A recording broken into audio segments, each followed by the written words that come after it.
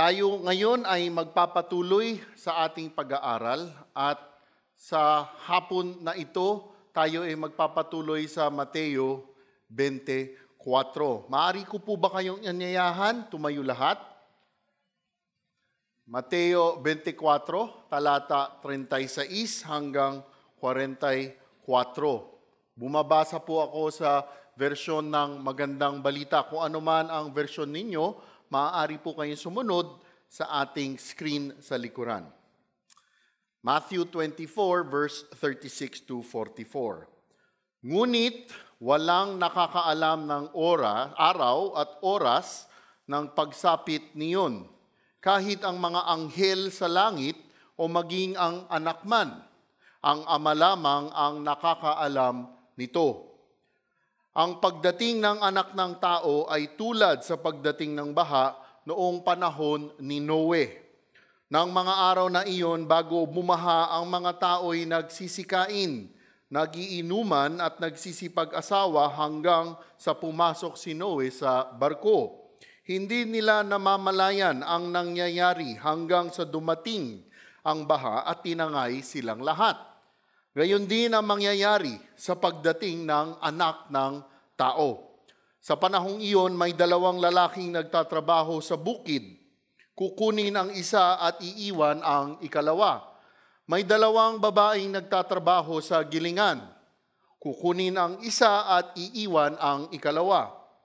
Kaya't maging handa kayo dahil hindi ninyo alam kung kailan darating ang inyong Panginoon.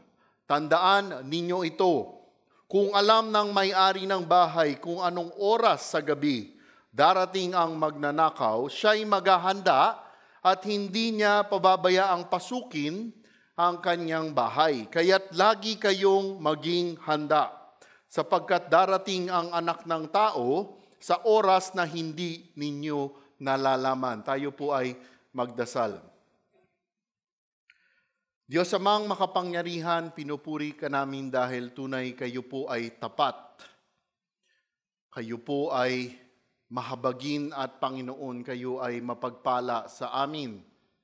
Alam namin, Panginoon, na kayo po ay banal, banal, banal. Maraming salamat muli sa hapon na ito. Maraming salamat sa pagkakataon na makapag-aral po ng banal na salita ninyo. Aming dasal, Panginoon, na sa aming pag-aaral ngayong hapon. Buksan ninyo ang aming mata, puso at isipan ng aming itong maintindihan, amin itong maisabuhay, at sa inyong pagpapala, amin itong maibahagi sa iba. Panginoon, gabayan po ninyo ako, maging tapat lamang sa banal na salita ninyo. Ang lahat ng ito ay dinarasal namin sa ngalan ng inyong anak, Panginoong Jesus. Amen. Magsiupo po tayong lahat. Napakalapit na po ng ating paggunita ng Kapaskuhan ng kapanganakan ng ating tagapagligtas. Christmas is just around the corner. 30 today, tama po ba? And bukas ay December 1. At alam niyo, sa pamilya po namin, this is the only time of the year na talagang nagkakasama-sama kami ng kamag-anak namin, magpipinsan. Hindi naman ho kasi malaki ang pamilya namin. At ito lamang yung taon na mayroon kaming isa pang pinakaiintay. Meron kasi parte ng taon at Pasko yan sa amin na yung mami ko, no? Magluluto ng kanyang special na palabok at mitsado. Mga mami, gutom na kayo, ha? Once a year niya lang niluluto iyon. At pinagtutulungan nila yon ng daddy ko at ng mami ko mga 2 days or 3 days before. No? Siya ay maghahanda para sa araw ng Kapaskuhan. At alam niyo, pag hinanda niya yan, talagang medyo marami silang iniluluto.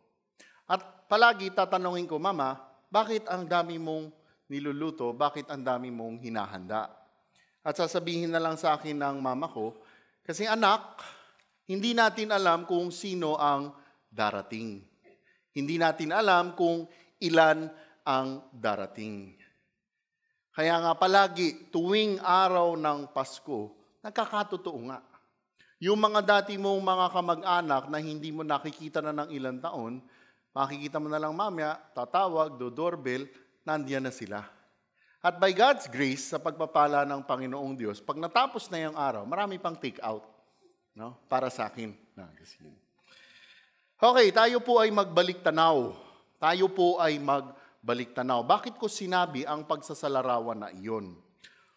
Kung gano'n na lamang po kami maghanda sa araw ng Kapaskuhan, ang itatanong ko sa atin ngayon, kung dumating ba ang Panginoong Hesus, tayo ba ay handa na? Kaya nga pinamagatan natin ang ating pag-uusapan sa hapon na ito, handa ka na ba? Handa ka na ba? Isang pagbabalik tanaw, nag-umpisa po tayo ng ating pag-aaral ng Mateo 24, na mga 2 or 3 or 4 weeks ago, at ang mga disipulo ng Panginoong Hesukristo ay may dalawang katanungan sa Panginoong Hesukristo. Ano ang katanungan nila? Kailan po ba mangyayari ang mga sinabi ninyo? Ano po ang magiging palatandaan ng inyong muling pagparito at katapusan ng mundo? Kung aalalahanin ninyo, di ho ba nagturo ang Panginoong Hesukristo sa loob ng templo? At pagkatapos niya magturo, lumabas siya kasama ang kanyang mga disipulo. Nakita ng mga disipulo ang napakatinding templo. Sa Ingles, yung templo na yon, kung ating tatawagin, mega structure. Sobrang tindi. Sobrang laking bloke ng mga bato. Ngunit ang sinabi ng Panginoong Hesukristo sa kanila, ni isang bato dyan, walang matitira na nakapatong sa isa. Masisira ang templo. Kaya pagdating nila doon sa kabundukan, tinanong nila sa Panginoong Hesus, kailan po ba mangyayari ang sinabi ninyo? Ano ang magiging palatandaan ng inyong pagparito at katapusan ng mundo? Sa unang bahagi ng Mateo 24, binigay ng Panginoong Hesukristo ang kasagutan sa kanilang katanungan ukol sa palatandaan. Palatandaan ng kanyang muling pagbabalik at palatandaan sa pagtatapos ng mundo. At nakita natin yan mula talata 4 hanggang talata 35. At kung ating ang tatandaan, ang lahat ng mga palatandaan na yan ay mag-uumpisa saan? Sa pagkita nila ng palatandaan, pag nakita nila ang kasuklam-suklam na kalapastanganan. Lahat ng mga palatandaan na yun ay mag-uumpisa sa appearance nung sinasabing abomination of desolation. At siguro kung inyong aalalahanin, sino ang tinutukoy na abomination of desolation? Ang kasuklam-suklam na kalapastanganan. Walang iba kung di ito ang Antikristo, ang Antichrist. At ang gagawin ng Antichrist na ito ay kanyang itatalaga ang kanyang sarili sa templo ng mga Hudyo. Saan niya itatalaga ang sarili niya? Sa pinakabanal na lugar ng templo. At kanyang iuutos sa buong mundo na siya ay sambahin. At kapag nakita na po ito na po ang tanda ng pasimula pa lamang ng paghihirap na ihinalintulad sa isang babaeng manganganak. Mga kapatid, ang lahat ng palatandaang ito, mula sa paglabas ng Antikristo hanggang makita niya ang palatandaan ng anak ng tao sa kalangitan, ang lahat po ng ito ay mangyayari ng sunod-sunod at mabilis. Kung inyong titingnan sa banal na kasulatan, mangyayari ito sa loob ng panahon ng 3 taon at kalahating taon. 3.5 years. Or 42 months, or 1,260 days. Siguro tatanungin ninyo, paano natin nalaman na 3.5 years mangyayari ito? Makikita ho ninyo yan sa libro ng Daniel, chapter 7, verse 25. Daniel 9, verse 27. Daniel 12, verse 7. At hindi lang sa libro ng Daniel, makikita rin ninyo yan sa libro ng Pahayag. Sa libro ng Revelation, 11, verse 2 hanggang 3. Sa libro ng Pahayag, chapter 12, verse 14. At sa libro ng Pahayag, chapter 13, verse 5. Mangyayari po ang lahat ng tanda na iyan sa loob ng 3.5 taon. Kaya't matapos ibigay ng Panginoong Hesukristo ang kanyang kasagutan sa palatandaan ng pagbabalik niya at katapusan ng mundo, ang sasagutin na naman niya ay kung kailan mangyayari ito. Ibinigay niya ang palatandaan at ngayon sa pag-aaral natin ngayong hapon, ibibigay niya kung kailan mangyayari ang lahat ng ito. Nagpatuloy po siya. Verse 36. Hahatiin nga po pala natin ang ating pag-aaral sa dalawang bahagi. Ang unang bahagi ay walang nakakaalam. Ang ikalawang bahagi ay dapat natin alam. Ang unang bahagi ang walang nakakaalam. Verse 36, ngunit walang nakakaalam ng araw at oras ng pagsapit niyon. Kaya't ang mga anghel sa langit o maging anak man, ang ama lamang ang nakakaalam nito. Tingnan po natin ang talata na ito, walang nakakaalam. Iyan po ang kasagutan ukol sa kanilang katanungan kung kailan mangyayari ang lahat ng ito. Datapwat ibinigay niya ang lahat ng palatandaan. Ang sinasabi ng banal na kasulatan, walang nakakaalam. Okay, gusto ko lamang pong linawin at bigyan ng diin. Nang sinabi niyang walang nakakaalam, nang sinabi ng Panginoong Hesus na walang nakakaalam, ang tinutukoy niya, ang sinasabi niya, walang nakakaalam kung kailaang araw, kung kay anong oras. No one knows the exact hour and day this will all happen. Hindi po niya sinabi na no one knows if this will happen. Okay? Nililinaw ko lang po ang sinabi niya, no one knows the exact day, no one knows the exact hour. But this will surely happen. Kaya't walang nakakaalam. At dahil walang nakakaalam kung kailan ito eksaktong mangyayari, hindi po natin alam kung kaninong panahon, kung kaninong henerasyon mangyayari ang lahat po ng ito. Ipaliwanag ko po, we don't know in whose generation. Hindi ko alam kung mangyayari ito sa panahon natin, sa henerasyon natin ngayon. Hindi ko po alam, walang nakakaalam. Hindi po natin alam kung ito ay mangyayari sa henerasyon ng ating mga anak. We do not know. Hindi po natin alam. Hindi po natin alam kung ito ay mangyayari sa henerasyon ng mga apo ko, mga apo ninyo. Hindi po natin alam. Ngunit ito po ang ating alam. Kung nangyari ito sa henerasyon ngayon, tiyak, sigurado, makikita natin ang pagdating ng Panginoong Hesukristo. Ngunit lilinawin ko lamang po. If this happens in this generation, bago ang mangyari ang lahat na to, ay magkakaroon ng tinatawag natin na dagit. Ano yun? Yung biglang dagit, yung rapture. Kaya nga kung ikaw ay isang totoong Kristiyano, makikita mo ang lahat ng ito, sabi nga ni Pastor EJ, hindi dito. Ngunit mula sa taas, makikita po natin ang lahat ng ito. Now, kung nangyari ito sa henerasyon natin ngayon, tiyak, bumilang ka, 3.5 years, makikita mo, madadaanan mo ang lahat ng ito. Yun ang tayo ay sigurado. Kung nangyari ito sa henerasyon ng anak ko, bibilang lang ang anak ko ng 3.5 years, makikita niya ang lahat ng binabanggit dito. Now, makikita natin na sinabi ng Panginoong Hesukristo na walang nakakaalam ng araw at oras ng pagsapit na iyon.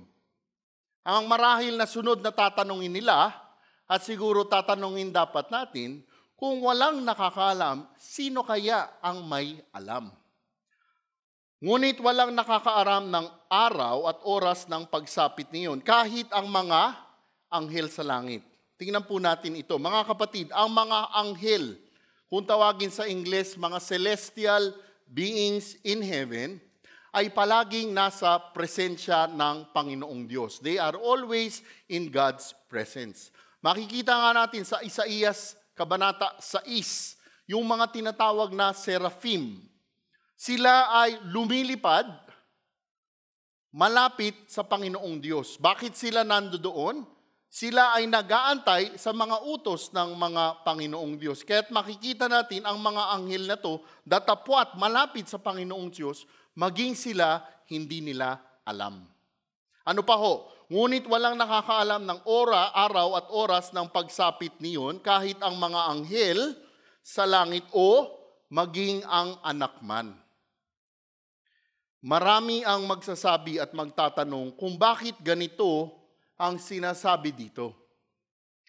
Itong talatang ito ay palagi ang nagiging dahilan ng mga debate at mga usapan dahil ang madalas na katanungan kung Panginoong Diyos, ang Panginoong Hesukristo, bakit maging siya ay hindi niya alam ang tinutukoy ng pagbabalik at katapusan ng mundo. If indeed He is truly God, how come hindi niya alam ang pangyayari kung kailan mangyayari ito? Okay, para ating maintindihan ang katotohanan ukol sa talata na ito, dapat natin maintindihan ang pagiging tao ng Panginoong Hesukristo. For us to understand this, we have to understand His incarnation. Ang Panginoong Hesus ay 100% Diyos. At ang Panginoong Hesus ay 100% tao. Christ is fully God. Ngunit nang nagkatawang tao ang Panginoong Hesukristo, voluntaryo niyang hindi ginamit ang ilang katangian niya na pagiging Diyos. He voluntarily restricted the use of His Godhood. Voluntaryo niyang hindi ginamit ang pagiging omniscient niya. Ang ibig sabihin, mga kapatid, ng omniscient ay alam niya ang lahat. Nais ko lamang pong idiin, hindi po isinantabi ng Panginoong Hesus ang kanyang pagiging Diyos. He did not set aside His deity. He remained God, but He is now also 100% man. Voluntaryo nyo pang hindi ginamit ang ilang katangian niya bilang Diyos. Ang Panginoong Hesus na nagkatawang tao ay naging isang masunuring maninilbihan, a submissive servant. Like any servant who is submissive to his master, ang Panginoong Hesus ay isinumite, sumunod ng buong buo sa mga utos ng Diyos Ama niya. At hindi lang po yun. The Lord Jesus submitted completely to the leading of the Holy Spirit. Kung papansinin niyo, sa unang mga kabanata ng libro ng Mateo, di ho ba, ano ang nangyari? Kung hindi ako nagkakamali, Mateo 3 or 4, that He went into the desert led by the Holy Spirit. At doon siya tinukso ng demonyo. The Lord Jesus completely submitted to the will of the Father. Kumbaga, nang nagkatawang tao siya, hindi niya ginamit ang pagiging omniscient niya. At para natin maintindihan mabuti ito, buksan ninyo ang Biblia ninyo sa Juan 15:15. Nakasaad po sa Juan 15:15, hindi ko na kayo itinuturing na mga alipin, sapagkat hindi alam ng alipin ang ginagawa ng kanyang Panginoon. Sa halip, itinuring ko kayong mga kaibigan, sapagkat sinabi ko sa inyo ang lahat ng narinig ko sa aking Ama. Nakita ho natin yun. Datapwat ang konteksto na sinasabi dito sa Juan 15:15 ay yung pagiging intimate ng Panginoong Hesus sa mga disipulo niya. Makikita natin dito na lahat ng sinabi sa kanya ng Diyos Ama ay sinasabi niya sa mga disipulo niya. The Lord Jesus limited His knowledge to what the Father chose to reveal to Him. Ang tanong, paano kaya inireveal? Paano kaya inihayag ito ng Diyos Ama sa Diyos Anak? Di ho ninyo napansin, palagi sa salita ng Diyos, nasaan palagi ang Panginoong Hesukristo? Way hours in the morning. He was always there praying, communing with His Father in heaven. Now,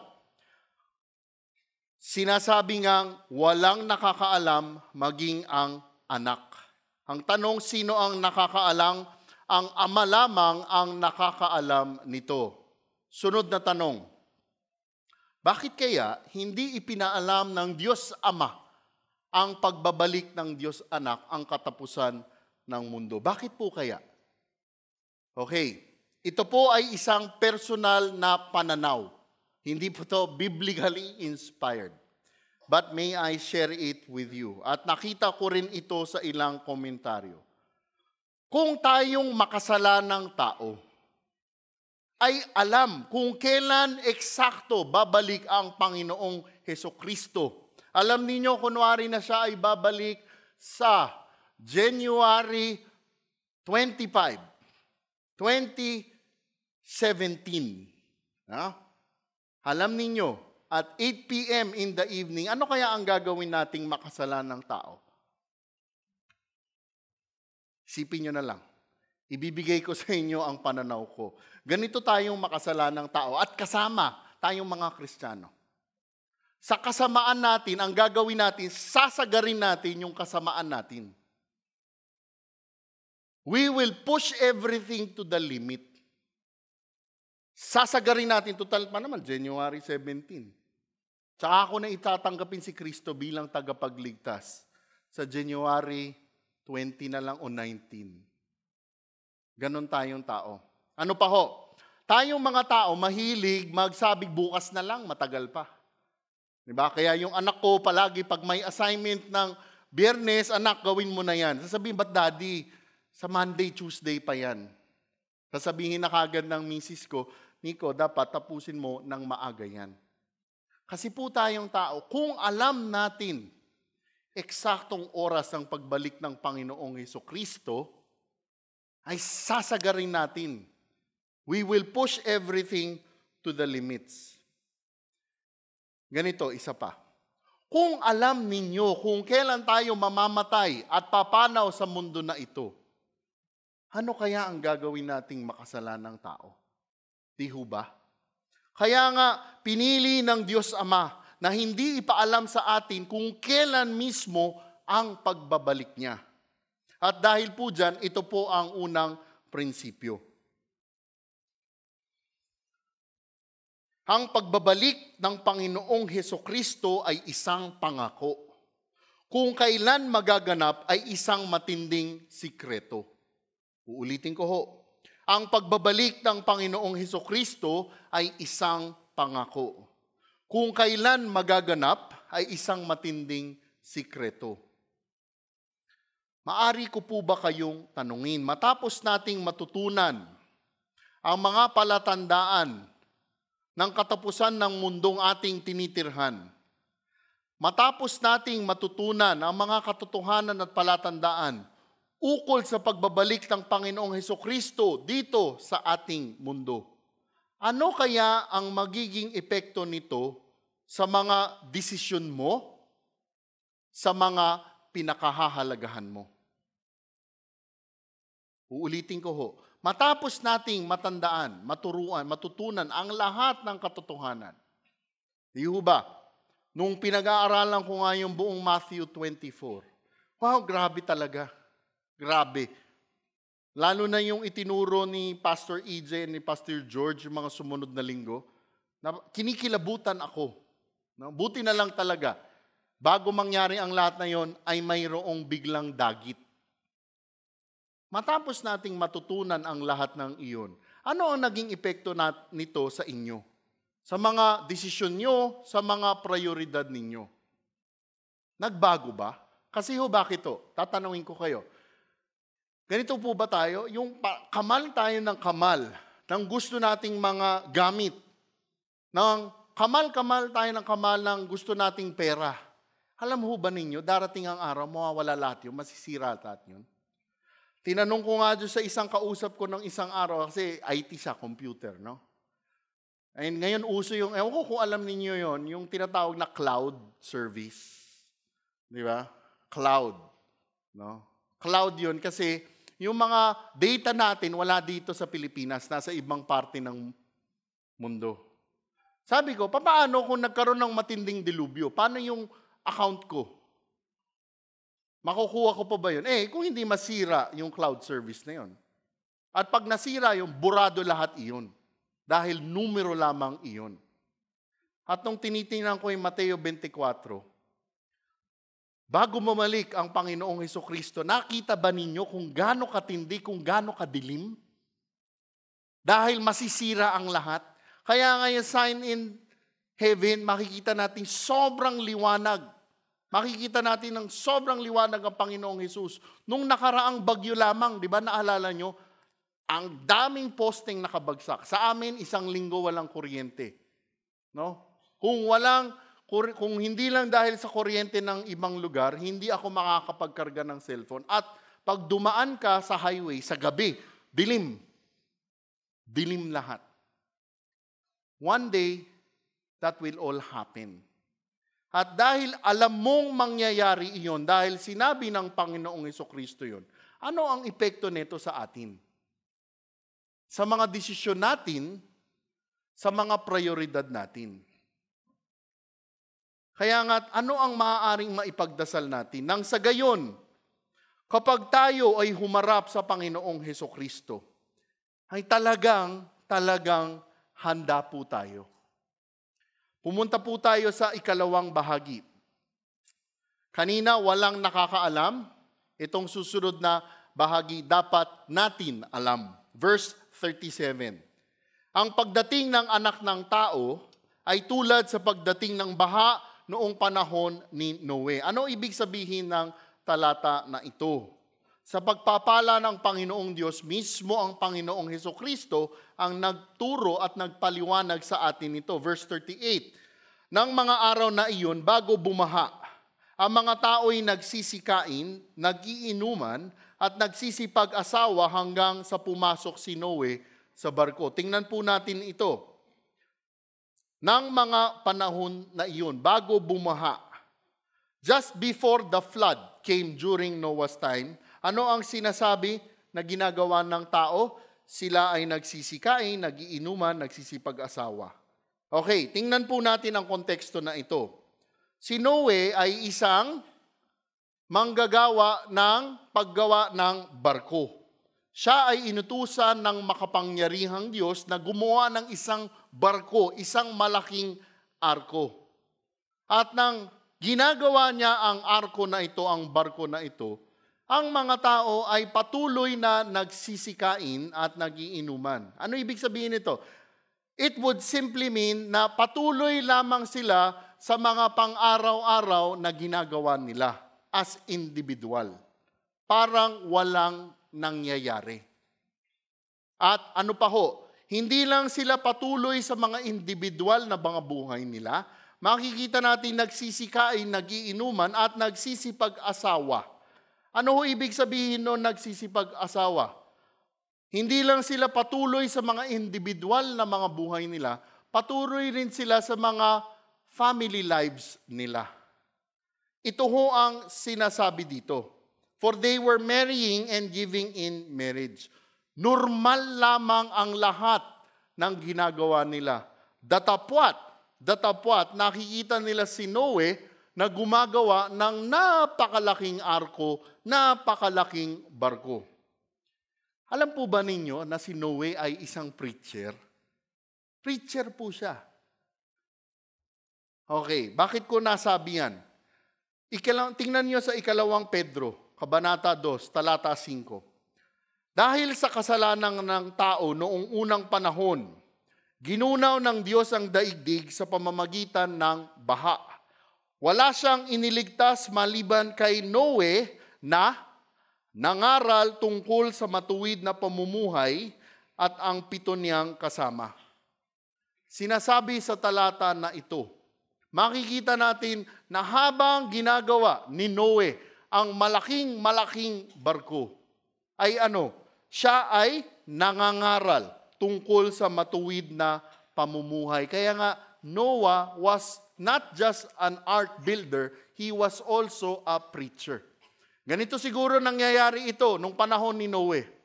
Habang ginagawa nila ang napakalaking barko na ito, ang laki talaga, di ba? 4 na football field yata ang sukat nito. Hindi biro-biro ang sinasabi dito. Yung mga tao na nakakakita sa kanila. Yung mga hindi makatuwiran, yung mga makakasalanan na ayaw talikuran ng kasalanan nila, siguro tatanungin kay Noe, Noe, ano ginagawa mo? Sasabihin ngayon ni Noe. Ano yon? Ministry opportunity. Sasabihin niya, alam po ninyo, tayong tao ay makasalanan. At darating ang araw, gugunawin ng Panginoong Diyos sa isang matinding baha ang lahat ng ito at mamamatay ang tao. Ano ang dapat na gawin mo? Eh yung mga tao, ha? Ano sabi mo? Baha? Alam po ba ninyo kung gaano katagal ginawa ni Noe ang barko? 120 years ginawa ni Noe ang barko. Siguro sasabihin nyo, 120 years ginawa. Tandaan ninyo, sa libro ng Henesis, nung mga unang buhay ng mga tao, mahaba ang buhay nila. So literal 120 years ginawa ni Noe ang barko. Sipin na lang ninyo, no? Habang ginagawa ni Noe ang barko na ito, yung mga tao na lumalapit sa kanya, baha? Baha. Bakit ko paulit-ulit na sinasabi ang baha? Noong panahon ni Noe, wala silang konsepto ng ulan. Bakit? Hindi pa umuulan sa mundo nung panahon na iyon. At tanongin niyo, saan nanggaling yung sinasabi mo? Tingnan niyo sa Genesis 2:6. Ngunit mayroon ng bukal ng tubig na dumidilig sa kapatagan sa lupa. Noong panahon ni Noe, ganito ho ang mundo. Meron silang sinasabing perfect canopy, yung parang balot sa buong mundo. Na yung tubig parang mayroong tinatawag na mist. Yung meron siyang automatic na pandilig.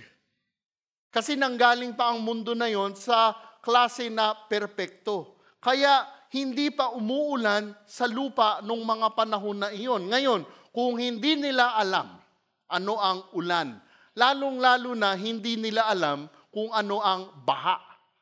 Kaya't nung ginagawa ni Noe ang barko na ito, alam nga, sabi nga ng mga komentaryo, ginagawa ni Noe ang barko na ito sa gitna pa nga ng disyerto. Kaya nga't nung ginagawa ito ni Noe, nung sinasabi niya ang sinabi ng Diyos Ama, kung ano ang gagawin ng Diyos Ama, ano kaya ang naging reaksyon ng mga tao nung panahon niya? Sigurado, pinagtatawanan siya. Di ho ba?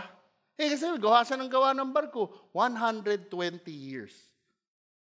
At ano po ang ginawa nila?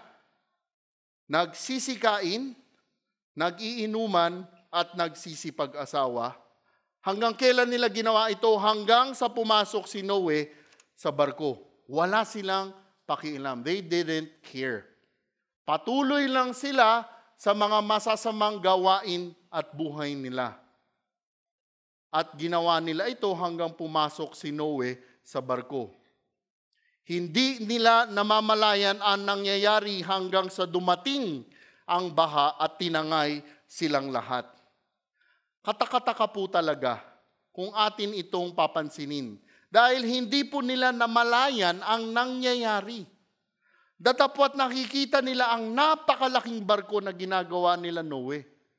For 120 years, hinayaan sila ng Panginoong Diyos na magbago. Di pa rin nila naintindihan, hindi pa rin nila namalayan. Hanggang dumating ang baha at tinangay silang lahat. Parang familiar po ba? Ano ibig sabihin ko? Fast forward sa panahon natin ngayon. Ang mga tao sa panahon natin ngayon, sobrang mahal ang mga kasalanan natin. Men and women today, ano ginagawa ng mga tao?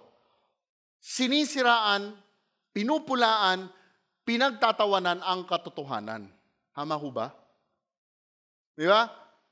Habang mag-iimbita ka ng Bible study, Bible study, sayang oras ko dyan. Ito sinabi ni God na gagawin niya, ano yan? Hindi ko maintindihan yan, hindi mangyayari yan. Ang sasabihin ng tao, imposibleng gang mangyayari yan.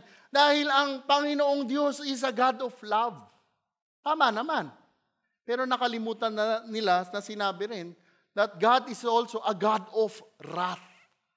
that He will punish sin. Sasabihin ng tao, hindi, imposible yan. Hindi mangyayari yan. Nakuha po natin yun. Walang pagkakaiba nung panahon ni Noe sa panahon natin ngayon. Kaya nga't sinabi sa English, they did not understand until the flood came and took them all away. Mga kapatid, dumating din ang panahon na naintindihan ng mga tao ng panahon ni Noe ang sinasabi ni Noe. Ngunit, huli na po. Bakit kamo? Naintindihan nila ito nang sila ay nalulunod na sa baha. Something very similar that will happen to people today. Maiintindihan ng tao to habang nasusunog na siya sa impyerno. Yun po ang nakalulungkot sa katotohanan na ito. Habang pinag-aaralan natin itong Mateo 24, itong mga nakaraang linggo, di ba? Sobrang linaw ng salita ng Diyos. Sobra. Di ba? Alam natin, binigay sa atin 3.5 years. Ito ang mga palatandaan. Di ba? Sobrang linaw. Tatanungin natin, kung ibinigay na ang lahat ng ito, ang katotohanan, ang palatandaan na ito, bakit? Sa pagdating ng henerasyon, kung saan mangyayari ito, marami pa rin ang hindi maniniwala tungkol dito. Kompleto na ha. Word of God, all the signs you see. Ang sinabi sa banal na kasulatan, marami pa rin ang hindi maniniwala. Ito pa ang tindi. Makikita na nila ang dagit, yung biglang dagit, yung rapture. Di ba? Kunwari, nandito ka sa bahay mo, ikaw Christian, yung mga kamag-anak mo hindi, biglang nawala ka, biglang naiwan sila, datapwat nangyari na yun. Datapwat nakasulat na yun. Alam mo ang mangyayari sa tao, hindi pa rin maniniwala. Tatanungin natin, bakit kaya? Sasagutin ng banal na kasulatan po iyan. Makikita natin, mga kapatid, sa panahon na mangyayari ang lahat na ito, sa Great Tribulation, sa matinding kapighatian, sa panahon na yun, sobrang tindi na ng kasamaan. Ang wickedness ng tao during that time, this Great Tribulation, is uncomparable. Baliwala yung kasamaan ng panahon na ito. Bakit natin nasabi iyon? Tingnan natin, sinabi na rin ng banal na kasulatan. Tingnan niyo sa 2 Tesalonica, Kabanata 2, talata 6 hanggang talata 7. Hindi pa nga lamang nangyayari ito dahil may pumipigil pa. At alam ninyo kung ano iyon. Lilitaw ang suwail pagdating ng takdang panahon. Ngayon pa man ay may palihim na siyang gumagawa ng kasamaan at mananatiling ganyan hanggang di naaalis ang humahadlang sa kanya. Kung maaalis na ang humahadlang. Ano ibig sabihin nitong talata na ito? Sa panahon natin ngayon, meron tinatawag na restrainer ng kasamaan. Pumipigil, humahadlang sa kasamaan. Dahil kung wala yung humahadlang na iyon, grabe ang kasamaan sa mundo natin. Ano ang restrainer na yon? Ano ang humahadlang? Ano ang pumipigil na yun? Walang iba kung hindi ang Espiritu Santo dito sa ating mundo. The Holy Spirit is in the world today by God's grace, restraining evil, holding evil back. Ngunit, sa pagdating ng matinding kapighatian, in the Great Tribulation, ano ang sinasabi? The Holy Spirit, the restrainer, removes His restraint on evil. Tatanggalin niya na yung paghadlang niya sa kasamaan ng mundo. Nakita natin yon. During that Great Tribulation, matinding kapighatian, yung pagpigil ng Espiritu Santo, wala na. Ito pa ho. Sa Pahayag 9. Makikita natin sa Pahayag 9, ano ang mangyayari? Ang mga nakakulong na mga demonyo sa impyerno ngayon ay pakakawalan dito sa ating mundo. Yung mga demonyo na mga nasa impyerno ngayon pakakawalan at nandito sa ating mundo sa panahon na sinasabi dito. Ito pa ho, pag tiningnan nyo sa Pahayag 12, magkakaroon ng paglalaban si Archangel Michael at si Satanas. At ang magiging resulta ng paglalaban na iyon ay si Satanas ay maitatapon dito sa ating mundo. So nakita ninyo yon? Sa panahon ng matinding kapighatian, Great Tribulation, Satan is on earth. Si Satanas nandito mismo sa mundo. Ano pa? Yung mga multitude na mga demonyo niya, nandito rin sa mundo. At ang pinakamatindi, ang Espiritu Santo, wala na ang pagpipigil dito sa mundo na ito.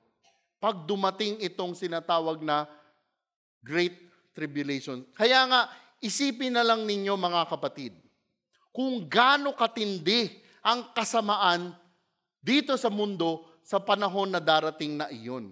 Ganito yan. Ano ang aplikasyon yan? Makikita nyo ang pinakamatinding false teacher and false teaching during that time. Pinakagrabe na false teacher at false teaching. Ano pa makikita mo? Makikita mo yung mga akala ng mundo na pinakamatatalino ng mga siyentista.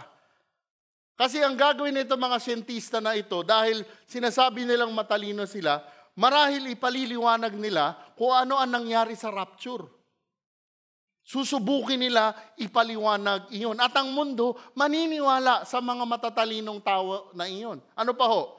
Makikita niyo ang mga tao sa panahon na iyon, sobrang tindi na ng kasalanan on sex, drug, and alcohol. Kagabi lang, meron akong nakita sa telebisyon. Hindi ko maintindihan kung bakit nasa telebisyon. Nagmamadali akong ilipat yung channel eh. Grabe, and sabi ko nga kagabi, bago ako matulog, wala pa yun. Wala pa yun. Alam niyo, sa panahon nitong Great Tribulation na to, sobrang mahal na ng mga tao ang sarili nila. People will so love themselves. Sorry sisingit ko to. Ngayon, di ba, selfie? Di ba yun? I don't know kung ano pang mas matindi sa selfie sa panahon na iyon. Pinagtatawa natin yun, pero yun. Lovers of themselves, hindi ko ma-imagine. Bakit napakitindi ngayon? Ang tao, parang, di ba, maglakad ka na lang kaya may salamin sa harapan mo. Ano pa ho? Pinakamalala na katuruan ng mga false teaching na pangkiliti sa tenga ang gugustuhin ng tao. The worst kind of tickling messages ang tatanggapin nila. At ang mangyayari, pag ibinigay mo ang katotohanan, kanilang tatanggihan. Yun ang mangyayari sa tinatawag na matinding kapighatian, the Great Tribulation. It will be like in the days of Noah, that people ignored the truth. At bigla na lamang silang magugulat sa katotohanan. Verse 39, hindi nila namamalayan ang nangyari hanggang sa dumating ang baha at tinangay silang lahat. Gayun din ang mangyayari sa pagdating ng anak ng tao. Mga kapatid, sa pagbabalik ng Panginoong Hesukristo, at alam ninyo, sa kanyang pagbabalik, siya ay hindi na tagapagligtas. Siya na po ay judge. Not as Savior, but as judge, tagapaghusga. Katulad sa pangyayari ng panahon ni Noe. Ganon din ang mangyayari sa sinasabi dito. Bigla na lamang siya darating nang hindi na inaakala ng tao na mangyayari. The Lord Jesus will return and judge. Tingnan pa ho ninyo ang sinabi dito ng Panginoong Hesukristo. Binigay niya ang ilang detalye sa pagbabalik niya. Verse 40, sa panahong iyon, may dalawang lalaking nagtatrabaho sa bukid, kukunin ang isa at iiwan ang ikalawa. Verse 41, may dalawang babaeng nagtatrabaho sa gilingan, kukunin ang isa at iiwan ang ikalawa. Ano po ibig sabihin nito? Ang Panginoong Hesus ay naging detalyado sa mga talata na ito. Ang detalye na binigay niya pa nga dito ay kasama ang kasarian ng tao. Sinabi niya kung gaano katindi ang mangyayari sa tao sa pagbabalik ng Panginoong Hesukristo. Ito ho ang konteksto nito. Nung sinulat po ito, nung sinabi ito ng Panginoong Hesukristo, ang kabuhayan ng mga kalalakihan na yon ay mostly agricultural. Okay? Majority of them were farmers. Kaya nga, ang mga kalalakihan nun ay nasa kanilang taniman sa bukirin nagtatanim. And yung mga kababaihan nung itinuro ito, most of them were helping their husbands. Nasaan sila? Sila ay nasa gilingan, gigilingin yung mga inaani ng kanilang mga asawa. Ano ang sinasabi dito? Katulad ng mga panahon ni Noe, life goes on as usual. And then biglang may mangyayari na hindi inaakala na mangyayari. May dalawang lalaki nagtatrabaho sa bukid, kukunin ng isa at iiwan ng ikalawa. May babaeng nagtatrabaho sa gilingan, kukunin ng isa, iiwan ng kalawa. Ano ibig sabihin ng kukunin? Okay? Kukunin. May mga nagsasabi na yung word kukunin, sa English, taken kasi ito eh.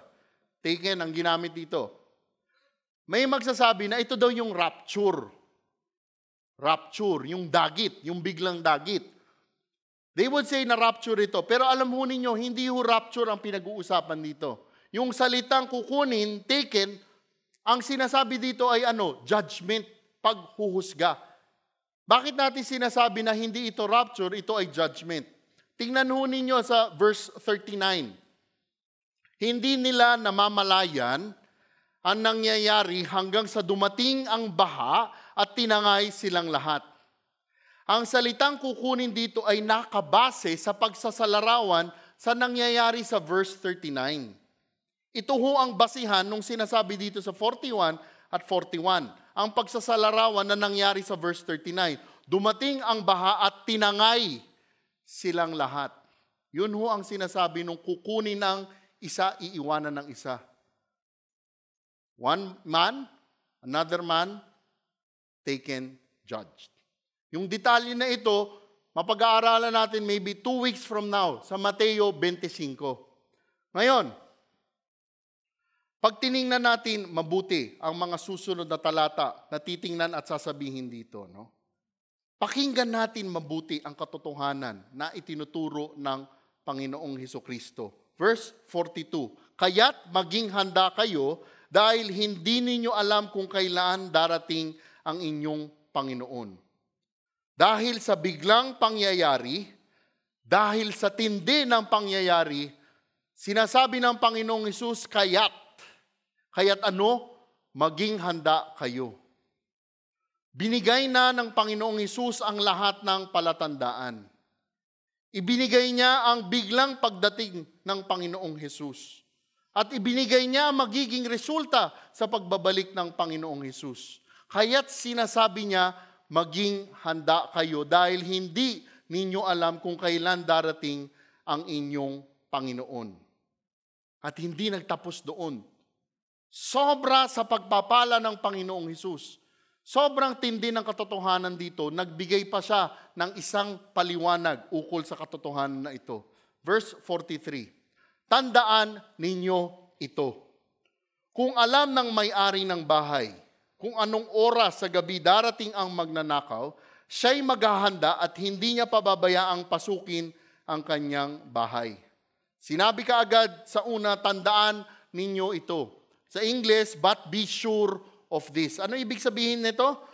Sinasabi dito ng Panginoong Hesus, ito, katotohanan ang sasabihin ko sa inyo. Sobrang katotohanan ito, sigurado ako hindi kayo kukontra dito. At ano yun? Kung alam na may-ari ng bahay, nagbigay ng pagsasalarawan ang Panginoong Hesus ukol sa isang may-ari ng bahay. An owner of a specific household. Ano sinabi niya? Kung alam ng may-ari ng bahay, kung anong oras sa gabi darating ang magnanakaw, siya'y maghahanda at hindi niya pababayaang pasukin ang kanyang bahay. Pag tiningnan niyo po ito sa English, no? Lalong-lalo na kung meron kayong King James Version. Ang sinasabi sa talata na ito, if the household owner had known what watch. Papaliwanag ko mabuti sa inyo para maintindihan natin ang sinasabi. What watch? Ang mga Hudyo, hinati nila ang gabi sa 4 na watch.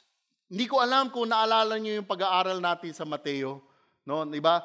At one point, yung mga disipulo nasa bangka, bumabagyo, at biglang nakita nila naglalakad ng Panginoong Hesukristo sa tubig.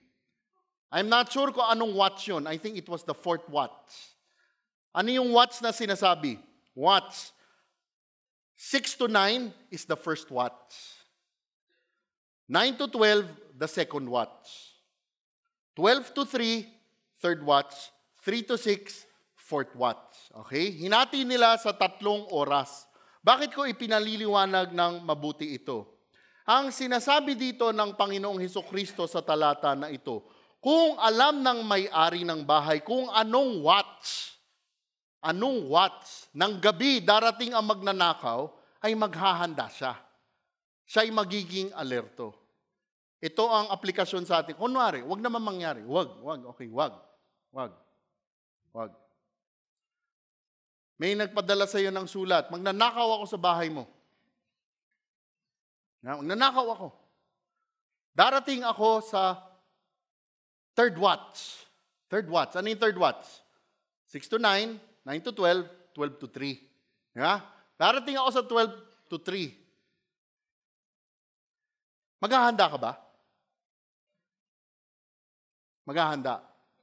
Yun ang sinasabi dito ng Panginoon. Tandaan ninyo, but be sure of this. 12 to 3, kahit 12 to 3. Ganito ba iisipin mo? So, anong oras ng 12 to 3? 12:30? 1:30? 2:45? Hindi sinabi nung sulat ng magnanakaw sa iyo. Ano gagawin mo? Maghahanda ka pa rin? Di ba? Dahil kahit hindi mo alam kung anong oras eksakto darating ang magnanakaw, maghahanda ka pa rin. Dahil ano ang tawag sa iyo? Alam mo na darating between 12 to 3 at hindi ka naghanda. Umalis ka ng bahay, natulog ka, wala kang pakialam. Ano tawag sa inyo? May tawag sa iyo ron. Yun ang sinasabi sa pagsasalarawan na ito. Kung alam ng may-ari ng bahay kung anong oras sa gabi darating ang magnanakaw, siya'y maghahanda at hindi niya pababayaang pasukin ang kanyang bahay. Okay, gusto ko lamang po linawin. Hindi dahil ginagamit palagi ang pagbabalik ng Panginoong Hesukristo sa pagsasalarawan ukol sa isang magnanakaw ay ang darating ay isang kriminal.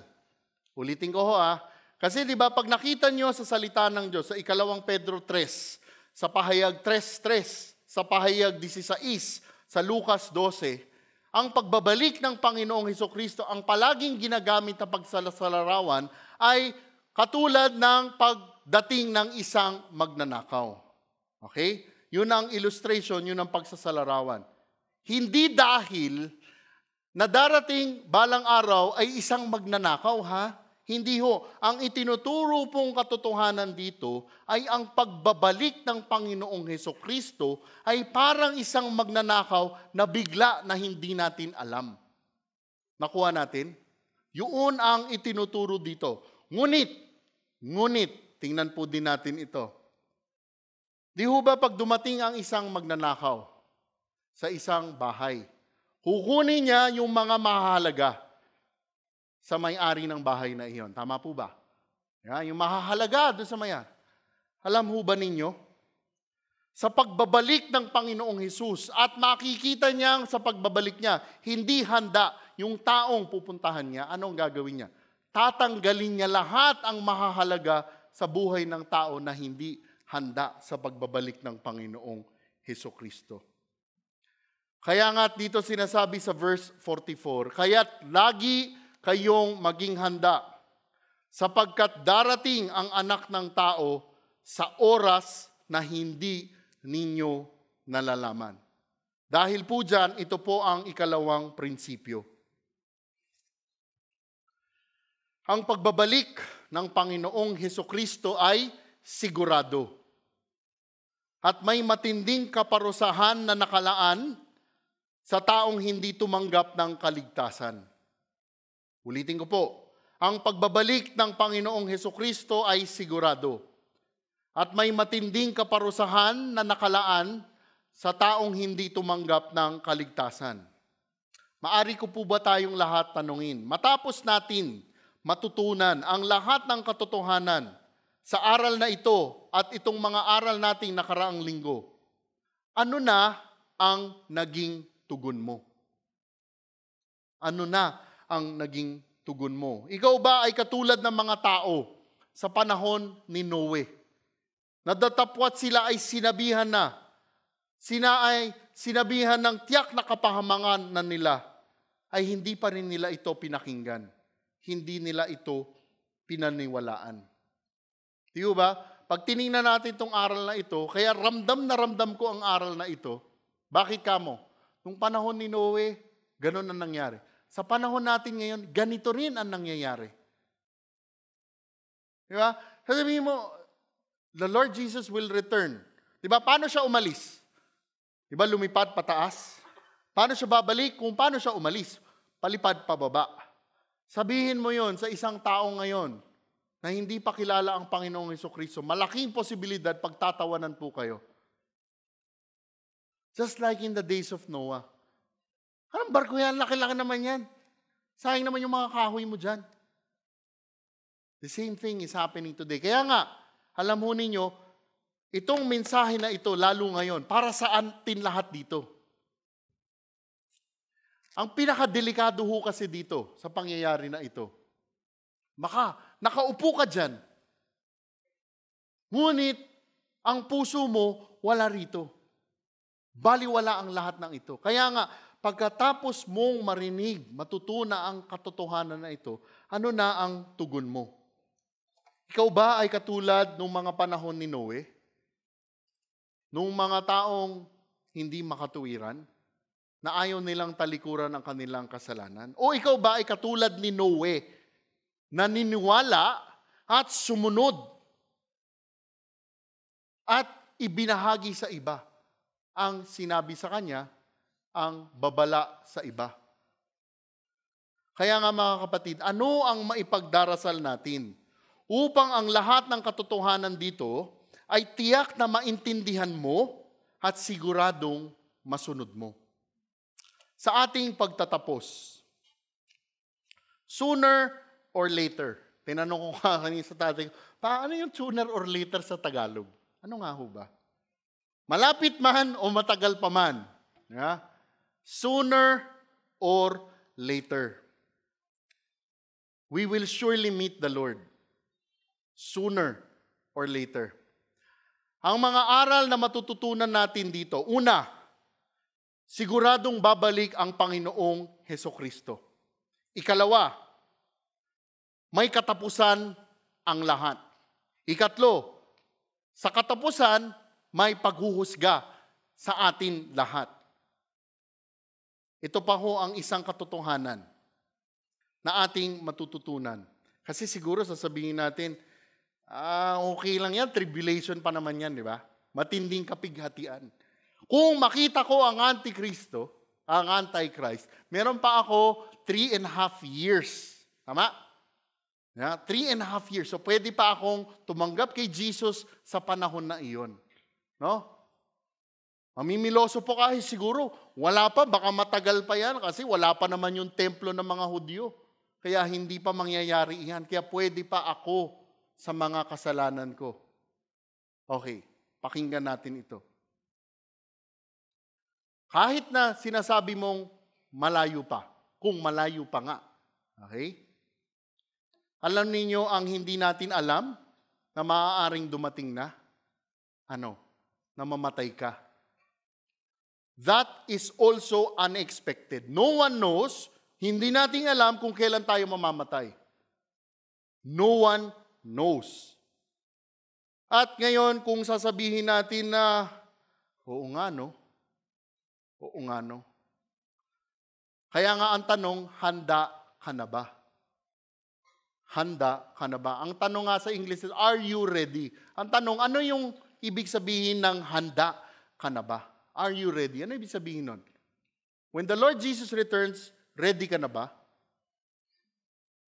Pagbalik ba ng Panginoong Hesukristo o pumanaw ka dito sa mundo, siya ba ay talagang tagaligtas mo na? Tinanggap mo na ba talaga siya? Mga kapatid, sinasabi ng banal na kasulatan, lahat tayong tao ay makasalanan. At ang kabayaran sa kasalanan ay kamatayan. At Pag tinanong mo, ilang kasalanan para ako ay parusahan? Nakasulat sa Santiago 2:10. Isang kasalanan ay isa ng dahilan para ipadala tayo sa impyerno. At ang masamang balita pa, sa sarili nating kakayanan, hindi natin kakayanin iligtas ang sarili natin. Yun ho yung tinatawag na bad news. Pero alam niyo, dahil mayroong magandang balita, mayroong good news. Dahil mismo ang Panginoong Hesukristo ang namatay na para sa kasalanan ng tao. Ang tanong, tinanggap mo na ba ang Panginoong Hesukristo bilang personal na tagapagligtas mo? Kasi ganito ho yun eh. Madaling sabihin, have you accepted Jesus as your Lord and Savior? Maraming magsasabi, siguro lahat kayo, yes, I would like to accept. Alam ho ba natin na bago natin tanggapin siya bilang tagapagligtas, kailangan muna nating tanggapin na tayo ay makasalanan na parurusahan na hindi natin kayang iligtas ang sarili natin sa mga kasalanan natin. Unless na makita natin na kailangan iligtas tayo, hindi tayo pupunta sa isang tagapagligtas. Ito ho kasi ang isang delikado. Maraming tao pumupunta sa Panginoong Hesukristo dahil iisipin nila, pag na kay Jesus na ako, pagpapalain ako, palalakasin ako, pagagalingin ako. Pag tinignan po ninyo ang banal na kasulatan, Jesus is not a savior for our financial problems. Hindi po siya savior para doon. Jesus is not a savior for our family problems. Hindi po siya savior doon. Jesus is not a savior from our other problems, but only our sin problem. Yun ho ang sinasabi ng banal na kasulatan. Baka kasi pumupunta ka kay Jesus dahil dun sa mga grasya at pagpapala. Yes, kung yun ang kalooban ng Panginoong Jesus para sa buhay mo, tatanggapin mo. Ngunit, bakit ka ba nasa Panginoong Hesukristo?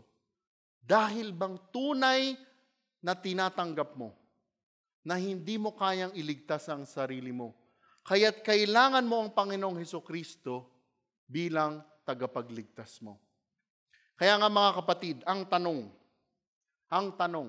whether if Jesus returns or whether we move on, namatay na tayo, handa ka na ba talaga? Tayo po ay magdasal.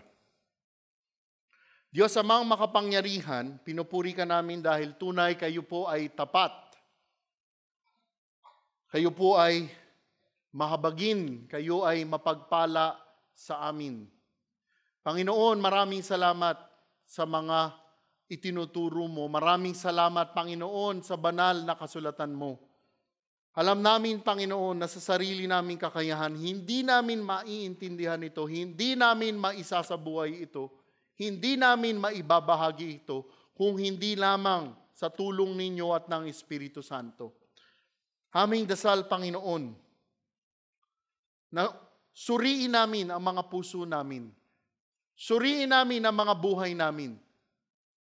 Tanungin namin ang mga sarili namin, Panginoon, handa na ba talaga ako kung bumalik ka o kung pumanaw ako?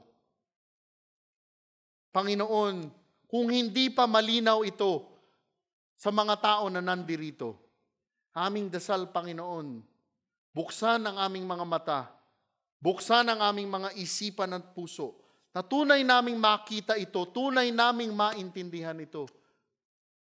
Tunay kaming maligtas dahil sa ginawa po ninyo para sa amin.